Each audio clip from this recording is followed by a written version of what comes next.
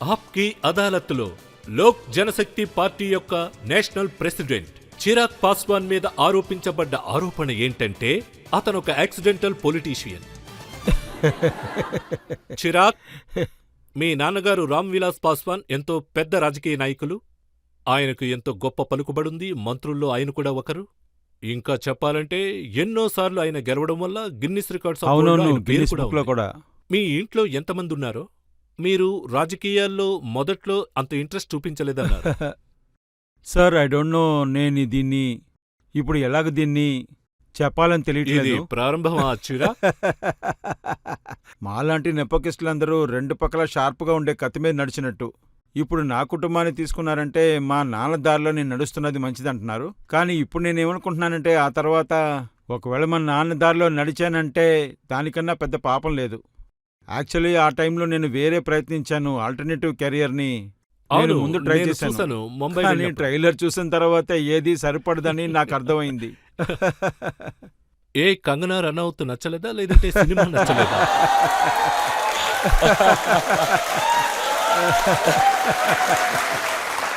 మీ ఇద్దరం ఒకటిగా నటించడం ఎవరికీ నచ్చలేదు. కానీ మీ ఇద్దరం కలిసి పార్లమెంట్కి రాబోతున్నాం. మీరు మధ్యలో ఫ్యాషన్ డిజైన్ కెరియర్ కూడా స్టార్ట్ చేశారు? అవును. అదేంటంటే that is for short time. మీకన్నా ఎవరికి బాగా తెలుసు. అదేంటంటే సమ్మర్ వెకేషన్కి అదొక ఇంట్రెస్ట్గా ఉండింది నాకు. ఇదంతా స్కూల్ టైంలో జరిగింది, అదంతా ఆ కాలంలో జరిగింది. ఇదంతా ఒక చిన్న ఎక్స్పెరిమెంటు అంతే, ఇంకేం లేదు. కానీ అదంతా ఏం వర్కౌట్ అవ్వలేదు. ఎందుకంటే రాజకీయ నాయకుడు కొడుకు రాజకీయానికి రావాల్సిందే. అంటే అన్ని చోట్ల ఫ్లాప్ అవడం వల్ల ఇందులో అందుకే సార్. లాలూ యాదవ్ ఏం చెప్పారంటే మీ నాన్నగారు రామ్ విలాస్ పాస్వాన్ ఒక 4 క్యాప్చర్ అన్నారు. ఏ పార్టీ గెలుస్తుందో ఏ పార్టీ ఓడిపోతుందో ఆయనకు ముందుగానే తెలుసు. అయితే 2014లో మీరు 4 క్యాప్చర్గా అయ్యారు. అంటే మోడీ వైపుకు వచ్చానని మీరే చెప్పారు. ఆయన కొడుకైనందువల్ల ఆయన గుణం, ఆయన అడుగుజాడలే వస్తాయి కదా. అన్ని విషయాలు ఆయన దగ్గర నుంచే దొరికాయి. అంతేకాకుండా ఇవన్నీ చేయగలుగుతున్నానంటే ఇదంతా మా నాన్న ఇచ్చిందే. రాజకీయంలో ఎవరు గెలుస్తారనేది కాదు, ప్రజలు ఎవరితో నించున్నారు, ఏ దిశలో వెళ్తున్నారు, ఎవరు వెనకాల వెళ్తున్నారనేదే ముఖ్యం. మేము ఇంతవరకు పోస్ట్పోల్ అలయన్స్ చేసిందే లేదు. ఇది ఖచ్చితంగా ఒక మంచి విషయమే. ఎందుకంటే మా పార్టీ, మా నాన్న ఎవరికి సపోర్ట్ చేస్తారో వాళ్ళందరూ గెలిచారు. ఇప్పుడు 2014లో ఆ టైంలో మీరు యూపీలో ఉన్నారు, అది కాంగ్రెస్లో. సోనియా గాంధీ మీ నైబర్, అది కూడా పక్క ఇంట్లోనే. ఒక్కో సమయంలో నడుచుకునే మీ ఇంటికి ఆవిడ వచ్చేవారు. అవును. అయితే చిరాగ్ పాస్వాన్ ఆవిడికి చుక్కలు చూపించాడు. ఎవరికి మొండి చేయి చూపించలేదు సార్. ఐ థింక్ అది లీడ్ ఆఫ్ ది హవర్గా ఉండింది. ఎందుకంటే ప్రధానమంత్రి ఇంపాక్ట్ నా మీద ఎక్కువగా ఉంది. ఆయన నేను పూర్తిగా అంగీకరించాను. అంతేకాకుండా ఆ టైంలో చూశారంటే ఆయన విషన్, నేను చదువుకున్న యువకుడిని కాబట్టి జాతి మతంతో నేను రాజకీయం చేయనని. And I say that I come from Bihar. అక్కడ చాలా జాతులు, మతాలు, చాలా సంప్రదాయాలు, డైవర్సిటీలు కూడా ఉన్నాయి. మొదటిసారి మన దేశంలో ఒక ప్రధానమంత్రి 2 బిలియన్స్ ప్రజల కోసం, వాళ్ల ఎదుగుదల కోసం మాట్లాడుతున్నారు. అది 2014లో జరిగింది. ఆయన మాటలకి నేను ఆకర్షించబడ్డాను. నాన్న ప్రారంభంలో సిద్ధంగా లేరు, కరెక్టే. He was not ready. అలయన్స్ని చేయించడానికి ఆయన సిద్ధంగా లేరు. బట్ ఈవెన్చువలీ తర్వాత ఆయన మార్చుకున్నారు. ఇప్పుడు మీరు మోడీకి హనుమాన్ అయ్యారు. ఈవెన్చువలీ. దీని వెనకాల ఒక కథ ఉంది. సరే, నేను మీకు చెప్తాను ఎలా హనుమాన్ అయ్యాను, ఎందుకు అలా అయ్యానని చెప్తాను. అప్పుడు 2020లో ఎలక్షన్ జరుగుతుంది. అప్పుడు ఎలక్షన్లో ఒంటరిగా నించున్నాము. ఇంకా ఎలక్షన్లో నేను ఒంటరిగా నించున్నాను. అప్పుడు ఇండియా అలయన్స్తో కొన్ని సమస్యలు ఉండేవి. So I opted out of the alliance. And ఎలక్షన్లో నేను ఒంటరిగా నించున్నాను. ఆ తర్వాత నేను ప్రధానమంత్రితో ఉన్న ఫోటోని ఎక్కడ యూజ్ చేయకూడదని చెప్పారు. అప్పుడు నేను వాళ్ళకి ఏం చెప్పానంటే ఆయన నా మనసులో ఉన్నారు, క్యాంపెయిన్ కోసం ఆయన ఫోటో అంతా యూజ్ చేయనని నేను చెప్పాను. మనసులో ఉన్నందువల్ల నేను హనుమాన్ అయిపోయాను. ఏది ఏవైనా కూడా విభిన్న పద్ధతులున్నాయి. రామ్ విలాస్ పాస్వాన్ మండల కమిషన్ ప్రారంభించారు అని. అవును. ఆయన ఎప్పుడూ స్కెడ్యూల్ క్యాస్ట్ వాళ్ల కోసం, సాధారణ ప్రజల కోసం సపోర్టుగానే నిలబడ్డారు.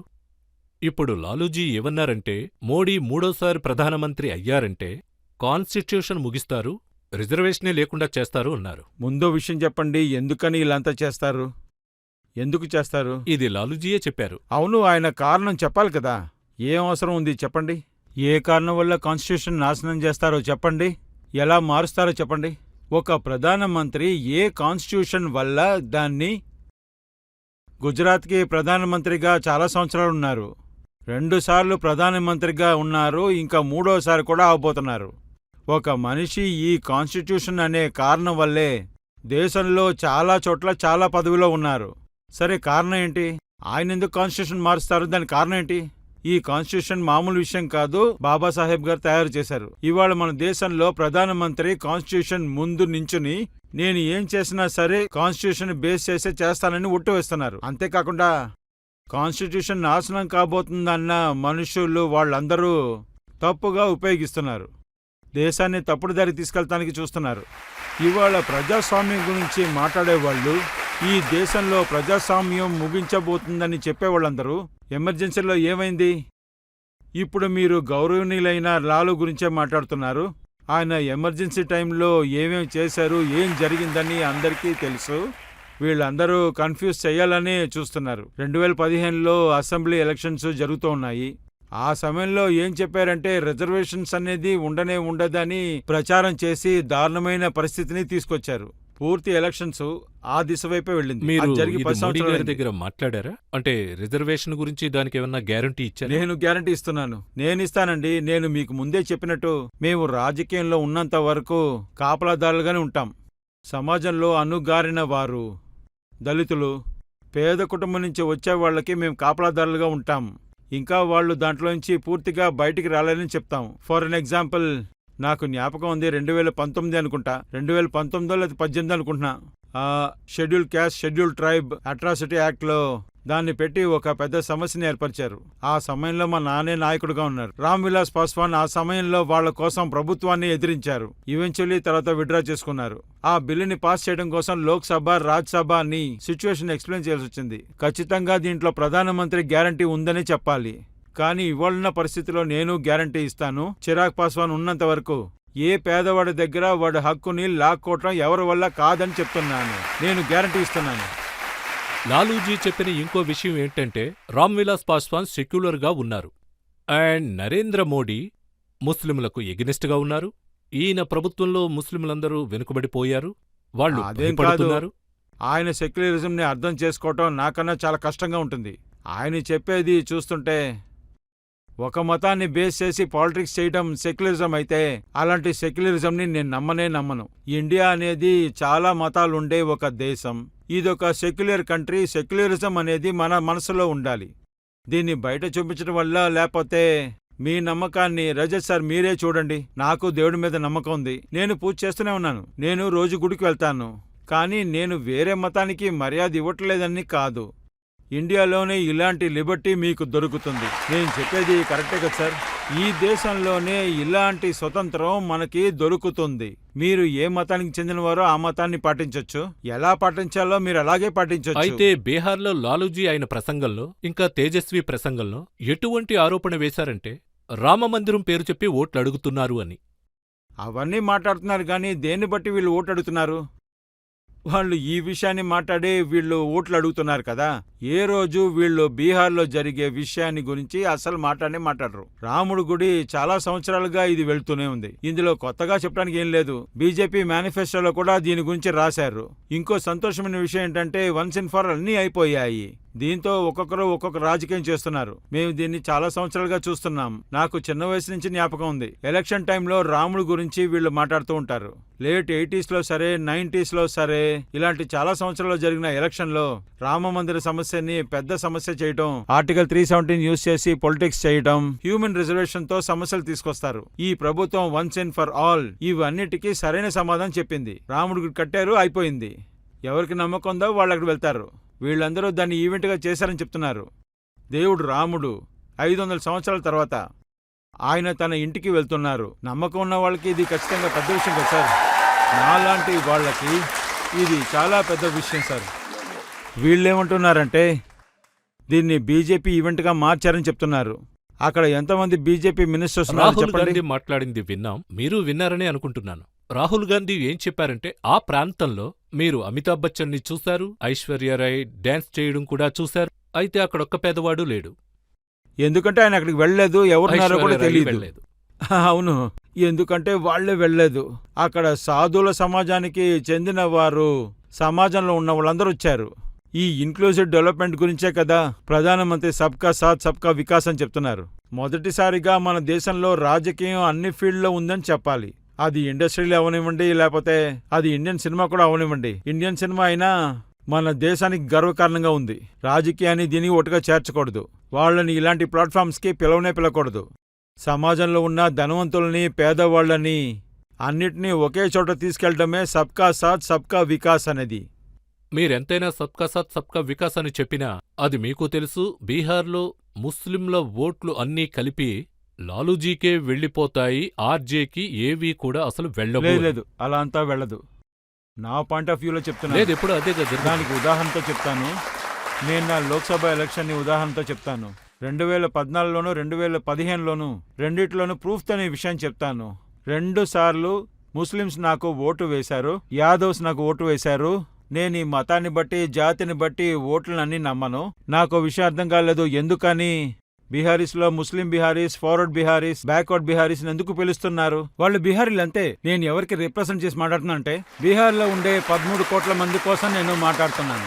ఒకవేళ మన ఇండియా ఎదగడం మనం చూడాలని అనుకుంటే ఇలాంటి విషయాల నుంచి మనం బయటికి రావాల్సిందే. జాతి, మతం, భేదాలన్నిటి నుంచి మనం బయటికి రావాల్సిందే. ప్రజల్లో ఉన్న ఒకే వ్యత్యాసం ఏంటంటే ఒక డబ్బు గలవాడు, వాడు డబ్బు గలవాడైపోతున్నాడు, పేదవాడు అలాగుంటున్నాడు. నిజంగా మన దేశం పెరగాలి అంటే, డెవలప్డ్ కంట్రీగా మారాలి అంటే ఈ పేదవాడికి, డబ్బు గలవాడికి డిఫరెన్స్ మార్చే తీరాలి. అదేంటంటే పేదవాళ్ళని బయటికి తీసుకొచ్చి వాళ్ళని మనం కాపాడాలి. డబ్బున్న వాడి డబ్బులని దాన్ని ఈక్వల్గా డిస్ట్రిబ్యూట్ చేయాలి. అది మన ప్రజలకి, సమాజానికి, మన దేశానికి ఉపయోగించాల్సి ఉంటుంది.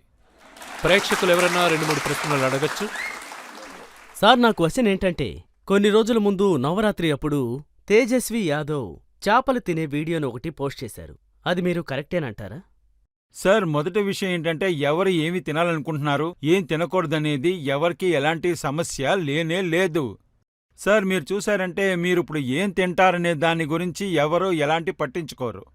ప్రాబ్లం అరైసెస్ మీరు దాన్ని బయటికి చూపించినప్పుడే. అండ్ మీరు ఆ చేపని ఎలా తింటున్నారు, అది ఎలా ప్లేట్లో పెట్టుకున్నారు, ఆ తర్వాత చాలా జ్యూస్ బాటిల్స్ని పెట్టుకుని ఇది వాటర్ మిలన్ జ్యూస్, ఇది ఆరెంజ్ జ్యూస్, మేము ఇవన్నీ చేసి తీసుకొచ్చాము, ఇది అలాగా, ఇది ఇలాగా, ఇది వేడి నుంచి కాపాడుతుంది, ఇది మంచిది, ఇవన్నిటిని మీరు ఎవరికి చూపిస్తున్నారు? మన దేశంలో మనం ఉన్న చోట్లో ఒక పెద్ద కమ్యూనిటీ ఇవాళ కూడా వాళ్ళు 2 పూట్ల తిండి తినడానికి చాలా కష్టపడే వాళ్ళకి. మన కూడా రాజకీయ నాయకుడు కూర్చున్నాడు, అతన్ని చూస్తే ప్రజలు చాలా కోపడతారని చెప్తున్నారు. అయితే కావాలని చేస్తున్నారు కదా, వాళ్ళ ఇంటెన్షన్ ఇలాగే ఉంది. అది వచ్చి ఒక వర్గాన్ని, ఒక పెద్ద కమ్యూనిటీని అవమానపరిచినట్టు ఉంది. అంతేకాకుండా అవమానపరిచేలా ఉంది. నవరాత్రి మొదటి రోజు చాలా ముఖ్యమైనది. నేను ఆ రోజు పూజ చేసి వచ్చాను. And the first thing I saw in the internet, ఎవరో చేతిలో చేపలు పెట్టుకున్నారు. అదేంటంటే ఆయన హెలికాప్టర్లో కూర్చొని తింటున్నారు. ఒకవేళ అది ముందు రోజే ఆ వీడియో వచ్చుంటే ఆ రోజే పోస్ట్ చేయడానికి మీ సోషల్ మీడియా టీం అంతా యాక్టివ్గా లేదా ఏంటి? నవరాత్రి మొదటి రోజున ఎందుకు ఇది పోస్ట్ చేయాలి? So this is absolutely not call for. ఇలాంటి వీడియో ఇయ్యాల్సిన అవసరమే లేదు కదా. చిరాక్ ఆయన ఏమని అడుగుతున్నారంటే, ఒకవేళ బీజేపీ ఈసారి గెలిచింది అంటే ఏం తినాలో మోడీయే నిర్ణయిస్తారు అని. ఖచ్చితంగా. ఏమి తాగాలో, ఏ బట్టలు వేసుకోవాలో ఆయనే చెప్తారు. ఒక 3 సార్లు గుజరాత్ మంత్రిగా ఉన్నారు. ఆయన గుజరాత్లో చేయలేదు, ప్రధానమంత్రిగా ఉన్నప్పుడు కూడా చేయలేదు. ఇవన్నీ ఎలాంటి మాటలు అంటే మన దగ్గర మాట్లాడటానికి ఏమీ లేదని. మనం ఏం మాట్లాడతాం? మనం ఒక వేళ్ళని ఎదుటివాడిని చూపించామంటే మిగతా వేళ్ళని మీ వైపే ఉంటాయి సార్. మీ దగ్గర చాలా టైం ఉంటే, పరిపాలించే ఫ్యామిలీ నుంచి వచ్చుంటే, మీ పార్టీ, మీ కుటుంబం చెందిన వాళ్ళు చాలా సంవత్సరాలుగా బీహార్లో మొదటి స్థానంలో ఉన్నారు. అదేంటంటే ముఖ్యమైన చోటు. మీరు అనుకుంటే చాలా విషయాన్ని ఇంప్రూవైజ్ చేయొచ్చు. కానీ అన్ఫార్చునేట్లీ ఏంటంటే ఇది 90sలో చాలా దారుణంగా ఉందని చెప్పాలి. 90sలో బీహార్లో అడవిరాజు రాజ్యం అని చెప్పారు కదా, అప్పుడే అంతం ఎక్కువైంది. ఇవాళ నా ఫ్రెండ్ ఒకడు పందరికి బయటికి వెళ్ళాడు. అతను ఆ ఊరికి వెళ్ళి అక్కడే పని చేసుకుంటూ ఉన్నాడు. అంతేకాకుండా అక్కడే పెళ్లి చేసుకున్నారు, అక్కడే ఇల్లు కొనుక్కున్నారు, అక్కడే పిల్లల్ని కన్నాడు కూడా. ఇంకా ఆ తర్వాత అక్కడే ఆయన ఉండిపోయారు. ఇవాళ కరోనా లాంటి పాండమిక్స్ వచ్చినప్పుడు మిమ్మల్ని ఎమిగ్రెంట్స్ గా తీసుకొస్తున్నారు. వాళ్ళని ఎమిగ్రెంట్స్ అంటున్నారు. ఇలాంటి పరిస్థితులను తీసుకొచ్చింది ఎవరు చెప్పండి? ఎవరు? సో వీళ్ళ దగ్గర ఎలాంటి సమాధానం లేదు. సో ఇలాంటి పనికిరాని మాటలే వాళ్ళు మాట్లాడుతూనే ఉంటారు. సో మోడీ గారు 3వ వస్తే కాన్స్టిట్యూషన్ అయిపోతుంది, ప్రజాస్వామ్యం నాశనం అయిపోతుంది. ఆయన ఏవి ఇవాళ రాలేదు. 2000 నుంచి ఆయన టాప్ పొజిషన్ లో ఉన్నారు. ఒక రాజ్యానికి చీఫ్ మినిస్టర్ గా ఉన్నారు, ఇప్పుడు కూడా అలాగే ఉన్నారు. ఆ స్టేట్ లో కూడా ఇలాంటి తప్పులు జరగలేదు, దేశంలో కూడా జరగలేదు. అలా అయితే 400 సీట్లు దాటేస్తారు. 100%, 100%. ఇంకెవరైనా అడగచ్చు. సార్ మేము చూసాము మీరు కంగనా మేడంతో నటించింది. దాని తర్వాత ఇంకా కంగనా మేడం ఇప్పుడు కొత్తగా రాజకీయాల్లో కూడా వచ్చారు. తర్వాత మీరు ఆవిడకి ఇలాంటి టిప్స్ ఇవ్వాలంటే మీరేం ఓరి దేవుడా. చెప్తారు? కంగనా గారు పర్సనల్ గా నాకు బాగా తెలుసు. ఆవిడకి ఎలాంటి టిప్స్ అవసరం లేదు. ఇంకా అంతే.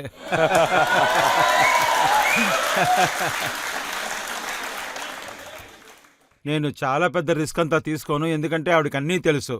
ఆవిడకి ఏది మంచిది ఏది చెడు అన్ని విషయాలు కూడా ఆవిడకి బాగా తెలుసు. అంతే.